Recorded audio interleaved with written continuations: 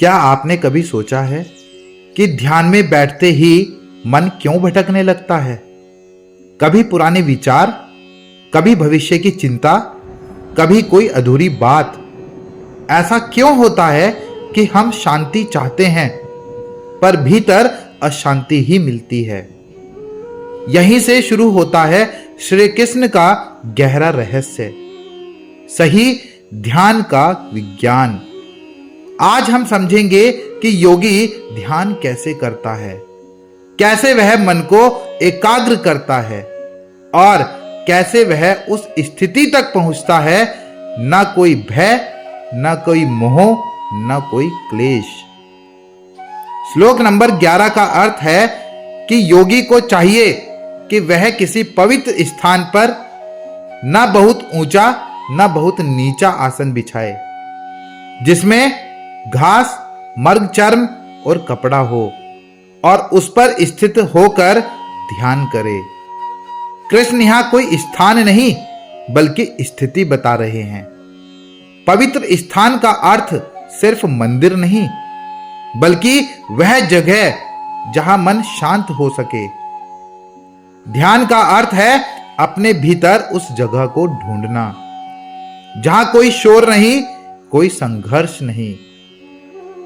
जीवन में संतुलन रखो, ना अहंकार से ऊंचा बनो, ना निराशा से नीचे गिरो। ध्यान वही संभव है जहां मन संतुलित हो। श्लोक नंबर 12 का अर्थ है कि वह योगी उस स्थान पर बैठकर अपने मन और इंद्रियों को नियंत्रित करके एकाग्र चित्त से आत्मा की शुद्धि के लिए ध्यान करे। कृष्णा कहते हैं, ध्यान का उद्देश्य भागना नहीं, शुद्ध होना है। मन को जब तक बाहरी विषयों से बांधकर रखोगे, वह कभी शांत नहीं होगा। एकाग्रता तभी आती है जब हम भीतर के शोर को पहचानते हैं। ध्यान कोई तकनीक नहीं, बल्कि अपने अंदर लौटने की यात्रा है। मन को जीतने का पहला कदम उसे समझना है, उसे दबाना नहीं। श्लोक नंबर 13 और 14 का अर्थ है, योगी को चाहिए कि वह अपने शरीर, सिर और गर्दन को सीधा रखे, आंखें नासिका के सिरे पर रखे, चारों दिशाओं में न देखे, शांत चित्त, भय मुक्त होकर ब्रह्मचारी जीवन का पालन करते हुए मन को संयमित करके उसमें ही स्थिर हो जाए। कृष्ण यहां सिर्फ शरीर की मुद्रा नहीं बता रहे, वह आंतरिक अनुशासन सिखा रहे हैं। सीधी रीढ़ का अर्थ जीवन में सीधापन, ना कोई दिखावा, ना कोई झूठ।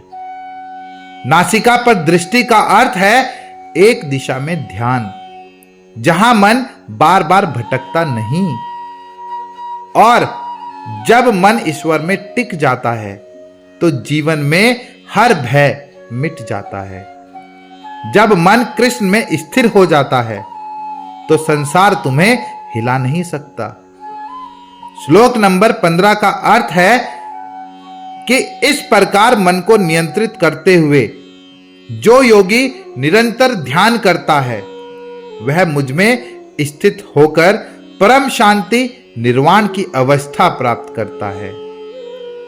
यहां निर्वाण का अर्थ मृत्यु नहीं, बल्कि मुक्ति है। हर बंधन से, हर भय से, हर पीड़ा से मुक्ति। कृष्ण कहते हैं, जब तुम ध्यान में इस स्तर तक पहुंचते हो जहां केवल सत्ता बचती है, जहां मैं और मेरा का भेद मिट जाता है, वही सच्चा निर्वाण है। जहां मन शांत हो जाए, वहीं ईश्वर प्रकट होता है।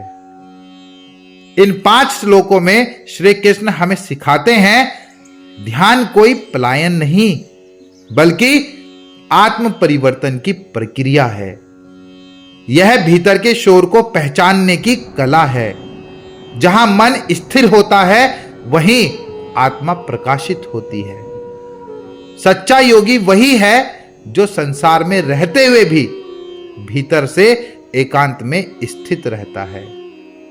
जब मन मौन हो जाए तभी भगवान बोलते हैं। अगर आज का यह भाग आपके भीतर कहीं गहराई तक उतर गया हो तो इसे अपने जीवन का हिस्सा बना लीजिए। हर दिन कुछ मिनट अपने भीतर बैठिए, क्योंकि वहीं मिलती है असली शांति। अगर आपको ये बातें दिल को छू गई हों तो इस वीडियो को लाइक करें, शेयर करें और सच का दर्पण चैनल को सब्सक्राइब करें और कमेंट में लिखिएगा जय श्री कृष्णा, हर हर महादेव।